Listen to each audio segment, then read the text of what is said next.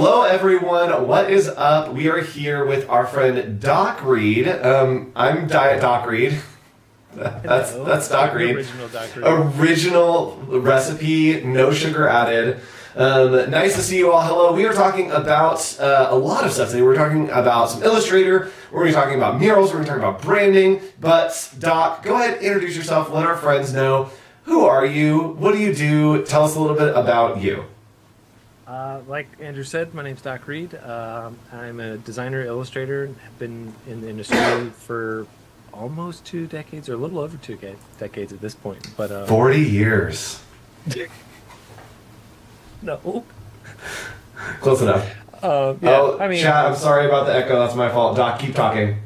As I say, obviously, Andrew and I both went into art and design because math was not our strong suit. And yeah, we're going to be going over a branding project I recently started sharing, as well as a mural that wrapped up earlier this year. So sweet. So if you're unfamiliar with the spotlights, this is going to be a nice little hangout. If you need dishes, if you have dishes to do, if you need dishes, we have a great set for $4.99. No, if you have dishes to do, if you have laundry to put on, why am I saying things so weird? If you have any of those things, you can go do those. We're going to talk a little bit, have some interview, and when it's time to do demo and when you need to look at the screen, please, I'll yell at you to come back. I'm so sorry. I just threw a plate off my desk. We're a hot mess here. So let's hop in. Let's talk. If you have questions, go ahead and put those in there. And Doc, I think we have a winner to our little contest that we had. Okay. Hannah Smith. Hannah, congratulations. You have... Wait, are you guys twins? Yes. Accidentally. We showed up to the prep call about 5 minutes before and realized, well, guess we're twins today. So Hannah, go ahead and send us a message on Behance. You can actually, what's your Instagram, Doc?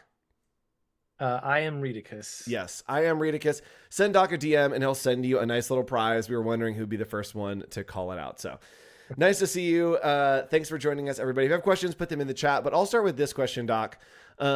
What got you into... Actually, can we look at some of your work? Let's do a quick little website scroll, get familiar with your work, because you do have a very, like, I think, signature style and vibe. And we're going to look at the kind of middle of the story, and then I'm going to ask a lot of questions of us to go back to the beginning of the story of how this all started. So take us through, tell us about you, give us the vibe, what is going on? All right. Yes. So illustrator at heart, designer by... trade and schooling, done some cool projects for lots of things that you've maybe seen, a lot of things that you've maybe not seen.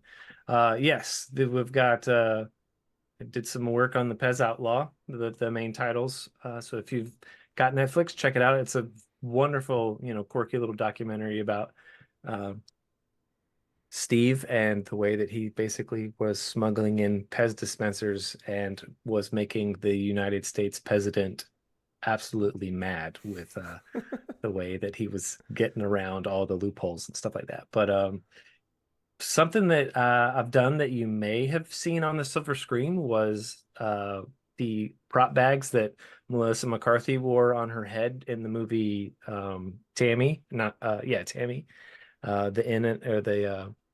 Oh, darn it, I totally blanked on the name of the burger joint. But yeah, that was a fun little job that got kicked my way while I was in Wilmington and the film industry was booming there. So, but yeah, illustration is a sweet spot. I love drawing, and sort of grew up in that age of comic books in the late 80s, early 90s, where the more lines that you put into a comic drawing, the better it was. And that has sort of carried over into some of the work that I do, where I will potentially over-render some things because I like a lot of lines. I was going to say, I think that like you have this illustration style that is like over-rendered, but it becomes so over-rendered that it becomes stylized. Like it goes past a, like, I'm just creating a portrait into like, oh, it's like a work of art now. And with that, we have, yeah, we're gonna talk about. Yeah, let's literally just talk about this one. There we go. Okay, so yes, it's me. This is for a different campaign. We're not talking about that right now. When you're working on something like this, how do you know that it's done? Because Oh there is man. so much detail, there are so many lines, there's so much texture. Do you just keep adding to your like, all right, it feels right? A lot of times that is the case. A lot of times the deadline will dictate when a piece is finished. You get to a point where it's like, yeah, I can't do any more in the time that we've got allotted before we need to launch it. And I'm still working to find that sweet spot of, you know, getting to a finished point before a deadline type of thing. We're like, yeah, I think we're done. I think we've landed the plane and it's solid, and I don't see anything that I can add or necessarily take away to make this better. So that's the goal, I think, with solid design and illustration. So, Do you have the and I could probably find it on the website. Do you have the illustration of like the guy getting like blasted by light? Um, oh, that's an old one. I took yes, that one off, but I can see if I can find it's an a old copy one. real I quick. have yeah. So it's it's this illustration that has so much detail and so much character. And I think that what I like about your illustration style and a lot of your work is you just have like an energy that you can pull out of something that might be not as energetic. Like you have a way of bringing this digital world into a very, I don't know, it's like hyper realistic, like we've talked about. It just like is a whole new thing. And I'm gonna start searching your Instagram as well because I know it's in here somewhere. But when you're working with your illustration style, who are your inspirations? Who are you looking at? We talked about old comic books, so I'm sure that there's like some Bruce Timm in there. Um, A little bit, yeah. who are your inspirations that maybe some of the people in chat can track along with and find? Oh man, as far as in the comic book world goes, like in the 90s, Jim Lee was a huge influence. Mark Bagley and Eric Larson were big influences. Some of the I was recently talking with a friend of mine, Devin, and we got talking about the different stylization of noses that different comic book artists would draw, and we both sort of geeked out about the way J. Scott Campbell drew noses compared to Jim Lee's noses and things of that nature. So, but in the like illustration world, like N.C. Wyeth and his son Andrew Wyeth are sort of inspiration for my work. Scott Sterling Hunley, Kent Williams, Baron Story are all when you started doing like your visual heritage, you take your initial like who's your influences, and those initial ones for like the design side were like CSA, Charles Anderson, and like House Industries, um, Raygun Yep. with oh, why am I blanking? I know you're talking about, but I don't know the name either. Carson, David Carson. Yes. And so there's sort of that chaos that has sort of run through some of my work, and then you start looking who influenced them, and they become your visual grandparents type of a thing. And that's sort of where I found Baron's story, was tracking back lineage through Kent Williams, and George Pratt was one of his contemporaries. Yeah, like that Panther one, super over rendered. Yes, but in this like stylistic, energetic way, you have such a way of capturing motion with lines that I think so interesting. And I'm still trying to find that one, but I did find another that I want to talk about. Hey, Hoods in The chat. hoods. What's up? We're diving deep here. Okay, I'm gonna find that one, but I do want to talk about an illustration here when we've talked about kind of over rendering and kind of adding things until you feel like it's done.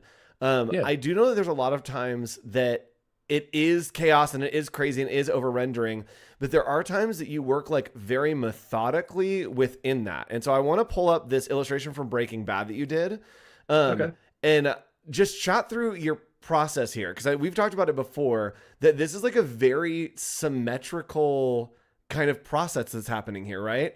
But still Yes. chaotic and over rendered. What's your process in working on something like this? This actually came out of helping a friend. A friend had reached out and was like, "Hey, what do you see that I could level up or do to this drawing?" And so I started talking about through lines and uh, carrying points of interest through a piece, and as I was talking about it, I realized I don't do a whole lot of that in my own work. And it was a challenge to myself to go, how do I sort of walk what I'm talking? And so this literally set out like I found a picture of the actor and was working on how do I build a grid of, some tangents and things of that nature. Originally, this is still working on the other two of Walter White and Jesse Pinkman, but so it was a triptych.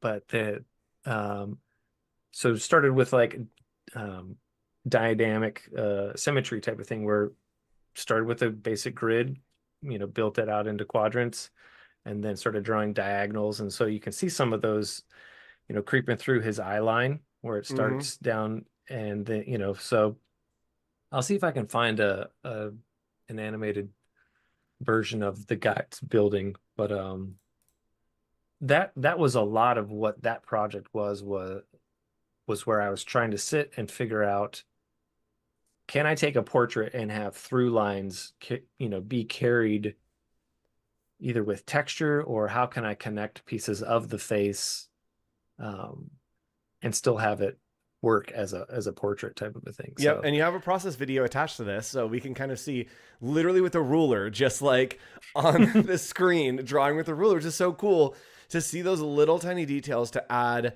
just a little bit of motion, a little bit of focus there. And I think it shows the like technicality of your knowledge and not just like, oh yeah, it's stylistic and cool. That it's like, oh no, it's like super technically refined. And so I think that translates over really well to some of your branding work that you do. And so I kind of want to chat through that of having this technical process. And I think that your branding work like is such a departure from your illustration, it's but very much a departure. when you look and see the technicality of your illustration, it makes sense for some of the branding that you do.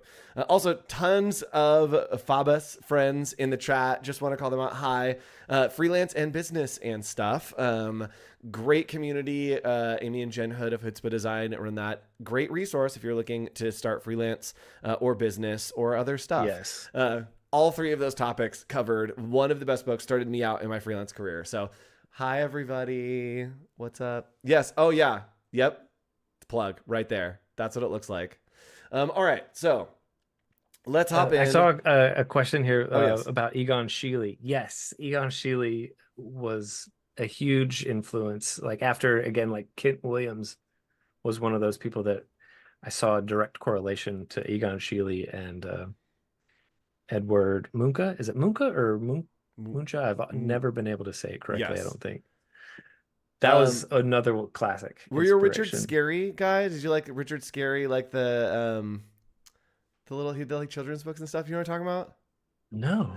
Okay, I'll show you Richard Scarry. Let's talk about branding. So this is a recent project that you worked on, and when we just looked at all this illustration, and then we move over to the branding, completely different. Very, But very different. love seeing the methodology between here. And I think that like we talk about branding a lot, but you have a really great walkthrough of like just showing the steps that you took to the branding, to talk through like how you built out the system, all that stuff. So can you take us through real quick just the case study of like, hey, here's what I did, and then Yeah. let's dive into the Illustrator file and really get into the nitty gritty. Sure thing. First off, this project was not a solo endeavor. This project allowed me to hire a team to work alongside me, both with like I hired another designer, content writer, a web developer, photographers, videographers, and it was a wonderful project Oh, to be so able he's to an art bring. director too. Yeah, put on that art director hat.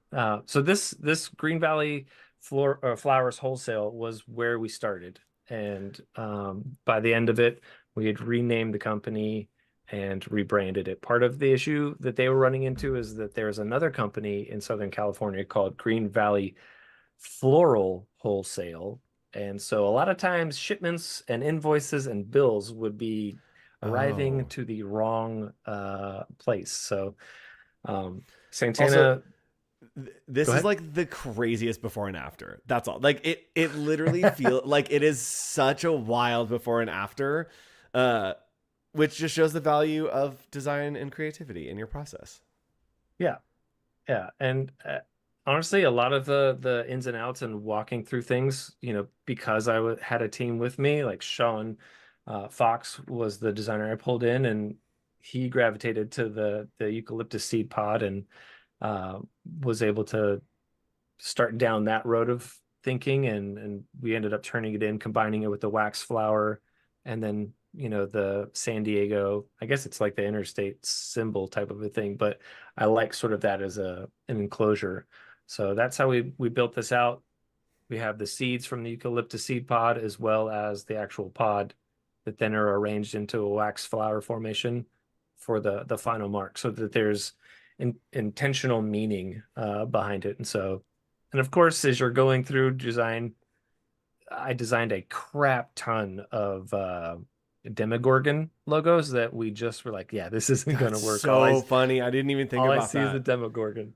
But yeah, so that's the iterative burn pile of when you sort of get your idea. There's still a lot of finessing that goes into finding out what the final mark needs to be. So, trying to build a responsive system that works, horizontally, vertically, large and small, different sizes. They've got big boxes that they ship all their flowers out. So I wanted something that could be long and skinny, as well as short, stocky type of thing, in a bunch of different formats. So trying to think through all of that, building out top seller badges. So when customers will come to their website, they know, hey, this is a top seller. This is something that uh, seasonal or top seller was sort of what we were talking about. And then just sort of building out a couple little design badges to be able to add into the secondary collateral and branding, uh, direct mailer type of a pieces. So the patterns, I think everybody loves a good pattern alongside their branding. And all of these started with the logo is sort of how I approached it, and taking notes from both their home there in Southern California, but also the roots of, growing up and immigrating from Mexico was a part of that story. And I wanted some of that to be in the visual language that they had available to talk to their customers with. So again, that was sort of, you could do all kind of stuff if you get into it These with the patterns are patterns. so wild. And when you're building out these patterns, are you building them out as patterns in Illustrator so you can kind of like drag and fill them into spaces? Or is it like, okay, I'm just like tiling them as I go? It started out as tiling just to sort of see what would and wouldn't work. And then once I sort of landed on like, I really like this, you drop the seed sprinkles into the pattern maker, sort of shift with, do I want it on the, a quarter or 2/5 or, type of an arrangement and hex patterns and stuff like that. Honestly, a lot of it was playing around and finding joy in those moments. Yep. So, This but is the fun part of branding. yeah, yeah. Oh, look The at it all come stuff that together. the hours and hours that you spend noodling. But Uh-huh. yeah, put these together just to help the owners as well as anybody that would come along after, like the marketing agency or things of that nature, to go, hey, here's some visuals that you can overlay images of your products, because that basically is the selling point for the Santana Farms, is all the greenery that they grow and ship across the country. And so it's just wanted to show them a couple examples of how they could introduce the staff and the people that make this happen on a daily basis, as well as the products, seasonal showcasing. And some of these patterns, like the SoCal snow, and made to be used in the winter season for those, cooler season products type of a thing. Yep. But San Diego is fantastic. it's okay to have fun with some punny words and things of that nature. I think one, it helps me remember which one we're talking about. The what color? The blue color. Yep. Well, we've got two blues in our brand. Which one are we talking about? So it's fun to be able to name them and have clients start using them, so that there's a clarity when you're talking to one another. Because And you tell a client Pantone 142 and they're gonna not know yes. what you're talking about. Can we scroll up a little bit? We Yeah. have the Santana Farms. This is, sorry, down a little bit. The secondary mark right there. This is like a completely separate logo. When you're working in a branding system, when do you like pull out like, oh, we need to do another version of this? Because we have the secondary offsets and the badges and that stuff. but this is like a complete departure. And this is usually on the like, don't do this to your logo page. Yeah, Why it did it is. call for this in this situation to like break that kind of rule? Honestly, I think this project made me realize you need to sit and work with the logo for a long time, developing assets and seeing how things work in collateral instances before you build your brand style guide. Because you can go through, don't do X, what, don't do Y, but then you go to build out something and you're like, oh, we do need a super long format for a super skinny banner that they're going to hang over their, expo table at you know, an event. And, or like I said, super skinny box. I think on the box example here, I did throw the logo in it, but this is sort of where that logo came from, that long squatty horizontal version. So a lot of it, I think you need to sit and work with the brand and figure out like how's this going to work on a shirt. Yep. This wouldn't work on a chest pocket type of a thing. It's going to be way too small, but it needs, there's cases where you're going to have to do that. So being able to sit and think through all of those instances just is going to make the case study feel more complete and lived in. And when you turn it over to your clients, they're going to go, you've thought about everything that we had not even considered. Like most folks are like, we need letterhead and business cards, maybe a vehicle wrap and whatnot. But when you go to the nth degree to make it sure that it works in everything for your clients, it shows in the work that you do. And clients are always appreciative of you going the extra mile to make sure that they're taken care of. Yep. And looking at this, we have a great question. There's a ton of work here. How long did this project take? This is probably a longer, I think I know that this is a longer project. How long did this project take? This was over a year. Yep. To get it from start to finish, from the initial time that we got. And actually this project started out as, hey, we needed a web page or we need a website design. That's how this project started. What and an I upsell. literally wrote back, I was like, I don't think I am what you're looking for. Yep. And it was basically like Thanksgiving and they wanted a website, January 1 of that, 2 months later. And I was like, no, this Not is your guy. no, not your guy. And so in talking through them and sort of pulling back and asking questions, we uncovered and realized like, oh, there's a lot more to this. Not that we were looking to upsell them to make more money, but it just sort of necessitated like, for what you're wanting to do, I think that, these things are going to need to be put in place. And then through, that, it came out like we've got competitors with similar names and like that. Honestly, you guys should work on a rebrand or a renaming and then, rebrand before we do the website because it's just going to cause more confusion in the market. So that's how that all got kicked off into an impossible amount of work. Yeah. And honestly, like a lot of the stuff was out of scope that I know that it is frowned upon, to do additional work or things of that nature. But a lot of the patterns, I wanted to give them at least two and, playing around and having a good time. It was like, they need some more. I wanted to do some of the seasonal designs and things of that nature. Yep. For them to be able to change things up so their clients would go, oh, that's new, over the course of a year type of a thing. So but yeah. Rad. And then you ended up doing the website, but you just had to go all the way around to get to it. the website was definitely the last thing. And here's the crew that worked on it with me. Tyler Cross was doing the video, Gabe was doing product shot, Sean was the designer, Ross and Patrick helped with the story and lead design on the site. So is that Sean Fox that runs Pioneer? Is that a different Sean Fox? Mm-hmm. Okay. Oh, I love you him. can see you'll run into him at Circles. Yes, love Sean. Also Pioneer, great agency. Go check out Pioneer. All right, so we looked at the case study, we saw the after. Let's go and hop into the Illustrator file, take a look at kind of some of the details, some of the system, and how we built some of this stuff. So let's hop in, and maybe we also can talk through that secondary logo There's just like, I love the variations. Take us through, talk to us about the process. Let's look into the files of Doc Reed. Here we go.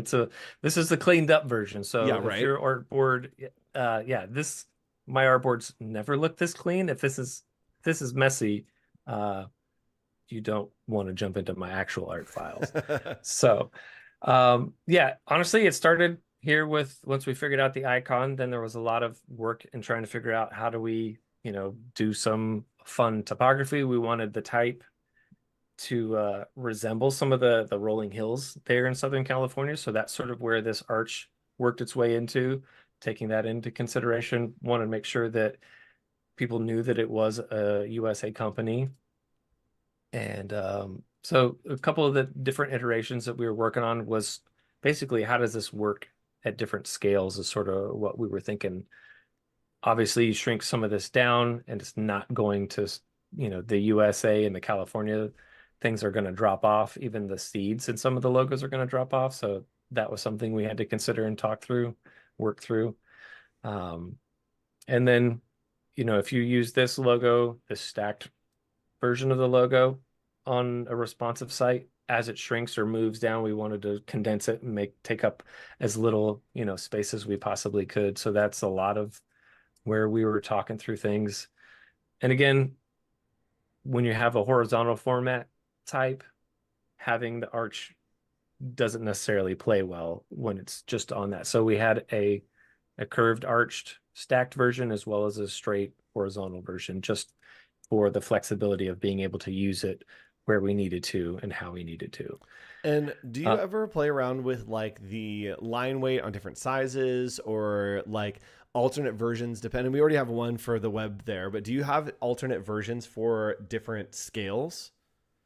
Yeah, I built out a brand guide. I'll see if I can find it, but there was some that, specified as things shrink, like as the logo shrinks, the seeds sort of fall off, that it would, size down to a different mark.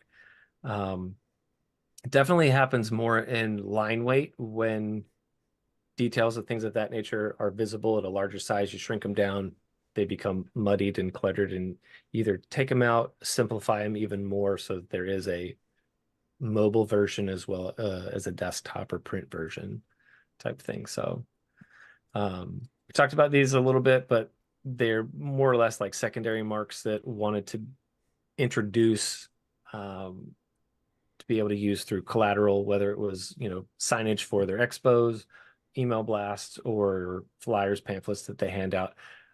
Ultimately, like in the proposals, we were designing, packing paper and packing tape for the boxes, branded with Santana Farms with patterns and things of that nature that we didn't get to in the actual project. I think that that's still on the table if they wanted to do it type of thing. But a lot of these assets were built out in the hopes of being able to go deep into all aspects of their organization type thing. So, and again, here, Yes, a named lot, lot, colors. a lot of that, duck canvas. Luis was, had a Carhartt, jacket, and it was, duck canvas.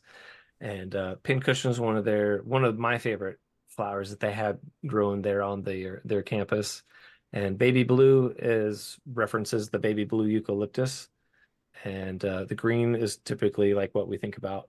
That actually was when we did market research. A lot of their other competitors were in the green space. Mm-hmm. So we wanted to make sure that we were in this space without falling too much in line with the competitors. We wanted to definitely be able to stand out, but not be so far out of, left field that it didn't feel like we belonged. I think there was a health care company or whatnot that shifted from using red in their logo and went to green and blue, and they completely, it's sort of like the Tropicana orange juice, where the rebrand hurt the brand because nobody could find their product type Yep. of a thing. So staying within the bounds of your industry without, alienating customers and stuff like that. So if you want to jump in, we can talk through some of these colors. You can Yeah, say them let's out as swatches. I know that that was a huge time saver for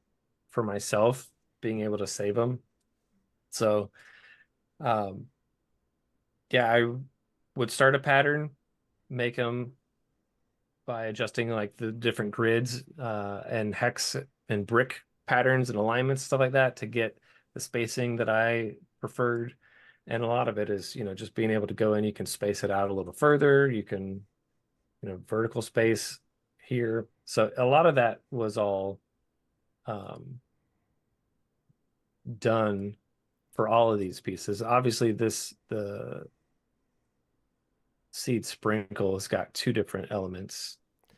And for these, you're literally just like taking a shape or two shapes in this case, and then Hmm. like that's it, right? Yep. So those are the only pieces. And these rectangles, the classic designer, how do I evenly space these out? So that was Yes. a hack that I was using so that I could Clear visualize. rectangles. Yeah. And but yeah, all of these patterns were built that way.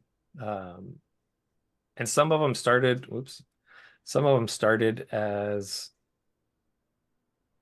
like this was just I wanted to nod to home for them. And so I took the little seed and started building out. Obviously, then once I got into this shape, I had to clean up the actual mark. Oh, that's so rad.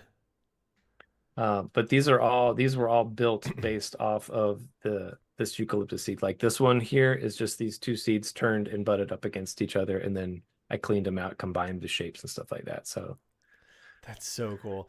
And with that, so we're using a lot of those empty boxes as kind of guides. Can you show us real quick how to actually make those into guides? Because this yes. is something that I actually learned from you that I've demoed a billion times on Adobe Live. But you can make anything into a guide, which is really cool. So if you wanted to have like a shape that, guides are typically 90-degree straight lines type of thing. But if you have an angle that you're trying to replicate, instead of doing what I did for years and copying that onto another layer and then locking it and then trying to come back in and, trace type of a thing with your pen tool, you can select your objects or select your shape, come up to guides and turn it into a guide, or you can hit Command 5 for the shortcut. Now Boom. it is built in to your document. And if you want, yeah, see it shows up as guide there. And you can and snap to guide, turn that on, and now you know that you're right on with all the measurements and clicking that you're doing. So It's really, really handy, especially if you have like a composition or you're working with grids and stuff. You can mhm. very easily create guides, create really unique guides like you did with the Breaking Bad, to where you can have your angles and then convert all those lines to grids and boom, you're done. And tell Yes. us about this. Tell us about smart guides. So smart guides, if you're building a system and you realize that your logo's operating on something other than a 45 or a 90 or something like that, you can come in and customize and say, I want my smart guides to be drawn at, you know, 30, 60, and 90. Um, and so then you come back to, you still have your, so um, I wonder if it has to restart now that I did that. But you can go in and customize how, oh, that's right, it's the rotate. So there's 45. It's still on that. That's weird. Is it it's the tangent if you're like trying to draw on it, right? It's not changing the actual rotation. It's Right. going to change the smart guide of the angle. So maybe like take the pen tool and then go to like the center of one of those lines and then go out from that, and it should lock at, oh, there's so many shapes though. That's what's happening, is it's locking at so many shapes. Yeah. Okay. Let's see if this works. I think it is working, but it's also trying to snap to like smart To guide everything every else that's single on the one of those page. things that's on the Yeah. page. We tried. Yeah. Anyway, that works, and you can do that. Um, and yes, Doc is the smartest. I agree. Okay, so we got patterns, and then how else do you guide the client when you're kind of presenting the project to them? Honestly, a lot of that comes through the pitch deck when you present the. Let me see if I can find that. If you want to go back to us, I'll see if I can Yes. pull up. Hi, everybody. What's going on? Um, So while he looks for that, I do want to tell you about something that's coming up next. Right after this, we have a great stream with our friend Alex Lazarus is doing a little branding blitz. So tune in from that from 1 p.m. to 2 p.m. Pacific time. He'll be hanging out with us, kind of showing how to do branding process, how to work through all of those different kind of pieces of a brand.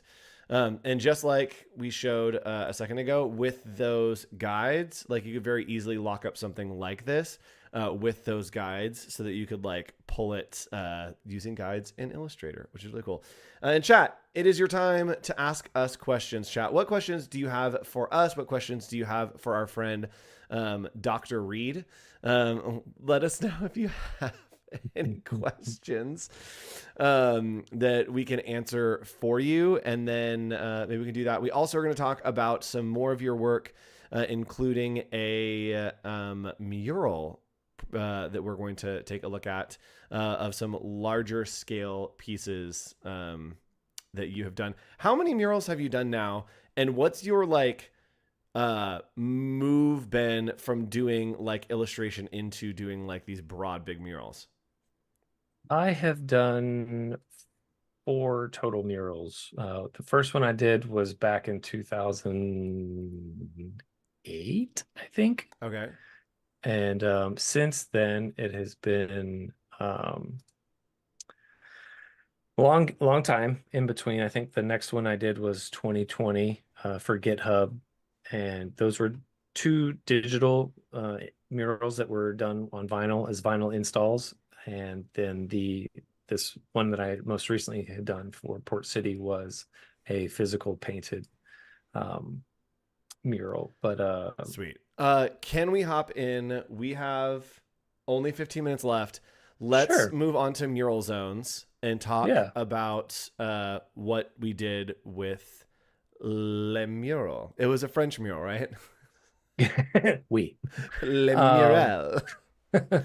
so this mural came out of Wilmington, Port City Community Church. They basically wanted to take their mission statement and put it up for people to be able to interact with and see it displayed and have some story behind the telling of the 25 years of the church type of thing. So it started, sketches, pencils, and things of that nature. There's a whole video if you want to check it out of the symbolism that we put into it. But a lot of what I wanted to capture in this mural was storytelling and being able to tell, what all's happened to the church and what all, changes they've gone through over the 25 years, where the original logo was here on the left, but I wanted to nod to the ripples and the impact that you can have on people's lives just by interacting with them, making sure that they're good, treating people like you want to be treated type of thing. And so a lot of symbolism in these shapes and patterns and things of that nature. Um, Oh, that's Obviously so cool. color palettes can be pretty tricky when you go, this is the color palette that I want to work in, but it's a beach, Wilmington's a beach town, and they have a college, UNCW there. And so I needed a green to sort of complement things, and the UNCW teal was not going to work with the rest of the colors that I had picked. But walking around campus, seeing the sculpture that greets you, I was like, that patina is going to be magic with the other colors. So That's that's so how awesome that, to like know where you want to go and be like, all right, I got to go for a walk and find something that is that color. yeah. And again, coming back to it, if you can make a case for something like that, anytime somebody asks you like, why is that color? Why did you choose to do this? Anytime you're able to to actually have a reason and thought through it and be like, this is 100% why I made that design decision or that choice to communicate it this way, people are way more receptive of like, okay, it's not just BS. And I think that's a lot of times where design and art gets a bad rap, because there's, the art of BS and selling design and art. I think many people have seen the Pepsi the brand gravitational guideline. pull. Yeah. Yes. Yeah. If you haven't seen that, look it up. There is a case study of the old man. Pepsi logo that talks about like how the gravitational pull of the world is like representative of everyone coming together for Pepsi. Like, it's crazy. And honestly, like oversold. Yes. Oh, way oversold. But if you can be intentional and have it point to things directly in their orbit, you can get it. They will much more like, oh, yes, we love that from a storytelling standpoint. Yep. And here's the guy everything himself literally painting. And so you're taping this off. You projected it, I'm guessing. You designed in Illustrator, projected it, and then went and taped everything off and then painted it, right? Yes. I did cheat with stencils here for these patterns and these patterns. You can see that these are white stickers, or they're white. In the final install, they're blue and dark blue. So I painted the light blue color, applied the decals, and then painted over top of it, then pulled the stickers off, revealing the lighter color underneath. So, but yeah, that's, again, there's a time-lapse video there on the site if you want to check it out, but it's just mostly me up on a ladder, up and down on the ladder. You guys want to watch me climb a ladder for about 20 minutes. Yeah, it's only 7. Okay, that's not too bad. But yeah, so that's how that came together, and there's all kind of different meanings and stories within the pieces. So, and when you're mocking that stuff up, you're in Photoshop, we're kind of just overlaying, and we're going Illustrator to Photoshop workflow probably there. Yes, a little bit of both. There was Porque no los dos. Sorry, that's like such a niche reference from an old commercial. Okay. So here is the, whoops. There we go. I was supposed to maximize it. There we go. So initial meeting, we go down, we take a shot. I take a shot of the space that it's going to be, try to get it as squared as possible, knowing I need to project it into space so that the client and anybody that needs to sign off on it goes, okay, yes, this works. I like it. So go down, make sure your photos are good, square them up. And then as you build it out, you can knock it out, put in clipping masks as need be so that you can follow the curve. I'm sorry. Okay. Sorry. I thought we were in Photoshop and I was like, what just happened? We are here and these are vectors. Okay. That my brain exploded. Sorry. Yes. Okay. I did the Photoshop, drop that in as a JPEG into Illustrator, then built out to scale. So everything was vector for projection. Cause this was going to need to be a vinyl print install in one of their other campuses, so it needed to be a vector for that reason. That's a great question, is like deciding on what format you're working in depending on what the application is, right? Because you do a lot of illustration and you also are doing murals now. How do you decide how you're going to build something and that you're not going to get stuck at the end like, oh man, I should have done this a different way? Yeah. Asking all the questions. Where is this going to live? How is this going to be used? Is this going to be one and done type of thing? Like, I knew that they had multiple campuses, and asked intentionally, like, is any of the other campuses going to have an iteration like this? And they were like, would like to have a vinyl install if possible at the other places. I was like, done. Okay, it needs to be vector so that the sign shop can print it, because I could make this super small in Fresco and just project it from the iPad and be bada bing, bada boom, done, wash my hands of it. And then they'd have called and said, hey, we want to make a vinyl install. I'm like, okay, this is a second project that you're going to have to pay me for again, because I didn't, that wasn't in the initial scope. So being able to do that gets you a little bit more money up front for you to negotiate and make sure that their needs are covered. Yep. Absolutely. So, okay, we do have some questions from chat. Do we want to go to a Q&A? Sure. Yeah, let's do that. Let's shut it down with a Q&A. We got like 10 minutes left. Let me scroll back here and take a look.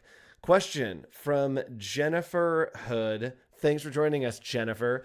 Um, Jen, What's thanks, up, Jen. Jen? What's up, Jen? All right. So, what is your dream brand application? Do you have like a brand you want to work with, and Hmm. how would you apply that brand to something? Oh man, that is a great question, and I have been going back and forth and back and forth on that. I think um, I love how Jeep and Levi's jeans talk to their clients. Okay. There's some similarities and overlap where there's a bit of at least the Levi's things that I've gravitated towards. I know there's an urban and sort of an outdoor approach to both campaigns, but um, I love. I think this ties into more of the illustration, the grittiness of that, where I could be less careful with the designs that I make. They won't. It's okay for those to be gritty, more in the style of John Contino, and less, pentagram or, super clean design type of thing. So um, that probably doesn't answer your question at all, No, it Jens. did. It got it. I think it Okay. got it. I think Jeep or Levi's. Levi's also has my favorite commercial of all time, and like it came out in like the early 2000s, and it's like these like kids that are like at a waterfall, and then there's like a voiceover of like an old radio broadcast, and it's like rage into the Okay. night, and he's got like a sparkler, and he's like running with the Always sparkler. fireworks. It's yeah, all this fireworks. It is just so good for like it's nothing, but it is everything at the same time. Like it just sets the mood so Yeah. well. Um, Yeah. okay, next question. At what point do you bring in another designer to help with a project? Is it at the beginning when you get overwhelmed with too much, or do you plan for the support and charge for that in the initial quote? Great question. Great question. And that was from who? That was that Hannah? That was from our friend Natasha. Natasha. Okay. Great question, Natasha. That honestly, you can start getting a feeling for that in the discovery process as you're figuring out what the client's needs are. And if it's their turnaround table has a huge uh, impact on that. If it's going to be like, yeah, we don't need this for a year, we're good to sit with it. Um, and initially, like I brought in Sean because it's like I'm not super great at, the web and would rather him focus on that while I could get to noodle and play with patterns type of thing. And so knowing the strengths of the people in your community and being able to know what the client needs and go, we need to divide and conquer this, and be able to deliver on a truncated timetable is going to be a huge part of deciding how big a team you can. And sometimes it's a matter of life happens, you know, unexpected stuff happens, and you have a community and network that you're building, as you're going through this industry, and you go, hey, Marcus, what's your timetable look like? I've got, 15 hours at X rate. Could you give me that to help me, deliver on X? And a lot of it's just reaching out and seeing availability when those emergencies do come into life, and they're going to. It's just a matter of when. Yep. So Okay. you and I have done that We've several times. Like, yes, we've danced a little tango. Okay, question from Tyler Lacrosse. Doc, I love the way you genuinely care, empathize, and relate to your clients. Could you talk a little bit about how building and nurturing relationships has shaped? I thought it should shaped has shaped your career and work. great question, Tyler.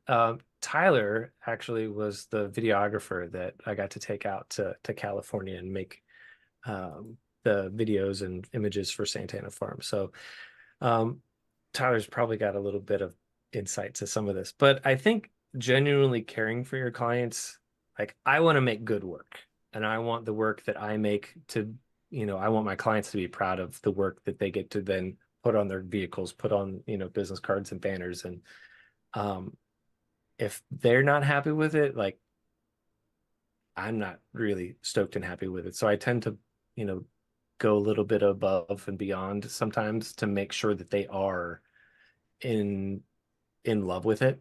And sometimes like with Santana, you get to go out and you get to make salsa with your client for a big cookout shindig at the end of the discovery process. Yes. That's not always going to happen. It's magic when it does. And but I think honestly, caring and being interested in what it is that your client is selling or making or looking to produce and add to the world, being able to genuinely be interested in what that is comes across in how you communicate to them, how you design for them, how you think about their clients. And honestly, I know there's, customers always right type of thing. And whether you believe that or not, you know, as designers, we aren't the experts in our when our clients come to us about like, hey, I make gluten-free almond-based cookies. I'm like, I know nothing about that world. Yeah. What is it that, What you imaginary know, snacks you got cooking up over there? exactly.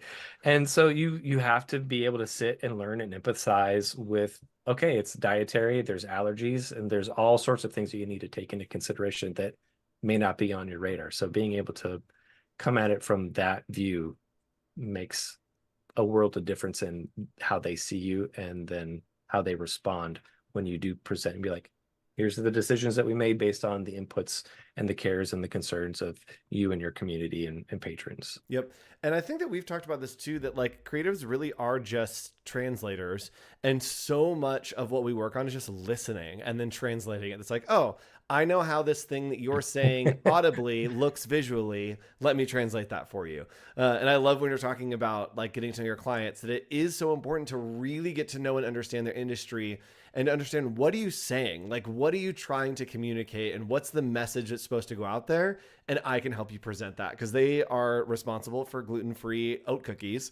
And they understand that and communicate that really well. We can do the visual side of that. So question from our friend, Dave Clayton. Hi, Dave. What are you working on at the moment that you can talk about? Or is it all NDA? Are you Mr. NDA right now? What you got No, cooking? I don't have any NDAs. I'm working on a new brand called Iron Collective. Cool. Probably Oh, yeah, not yeah. Give not it going to that. There it focus. is. And also working with some folks out in California for a book that it's a coffee table book talking about a community out there with the hopes and dreams of future books and future communities that people have come to love, and just their stories of why those communities are so important to them, and showcasing some wonderful photography and You're branching yeah. out to Cali. Yeah, Get off try my and try and lawn. get out there more. Yeah, Yeah, so we can show up and wear the same outfits in the same place. that'd be cute. Little twinsies. Great question from Olivia. Any key tips for beginners who are learning Illustrator? You're kind of in the advanced zone of Illustrator. Do you have any advice for a beginner in Illustrator? Yes, there is wonderful tools all over the internet. One of my favorites is called Office Hours. I believe, don't you host that? Yes. Yes. Office I'll Hours is send a you the check great later. place. Okay. Yes. Office Office Hours Hours honestly is great. It's yeah. Go ahead. So I host a show every Monday at 9 a.m. Right here on Adobe Live, and we teach you how to level up in your creative career. So we're always teaching you new things. It's great for beginners. If you want to learn Illustrator, Photoshop, Express, we talk about it all. So tune in. Set your reminder next Monday at 9 a.m. We'll talk about Illustrator just for you, Olivia. We'll do some Yeah. beginners Illustrator next Monday at 9 a.m. And honestly, one of the cool things is like the Illustrator that I learned and grew up on is not the same Illustrator that exists today. And so a lot Yep. of times you're showcasing tools and updates and things that I have completely overlooked just because they're not in my workflow, Yep. that I have then, come to adopt and bring in and speed up my process. So Yes. Sweet. So maybe Monday's show will be all about Illustrator for beginners. Thanks for giving us content, Olivia. I need to fill out my content today, so now I have a plan for Monday just for you. All right, Doc, thanks so much for joining us today. We had a blast. Everyone, make sure that you stick around because our buddy Alex Lazarus is coming up right after this with another great stream talking about branding. And Doc, hopefully I'll see you on the streets sometime wearing the same thing. yes. Bye, everybody. Later, friends. Bye. Where's the button I need to push? There it is. Bye. Oh,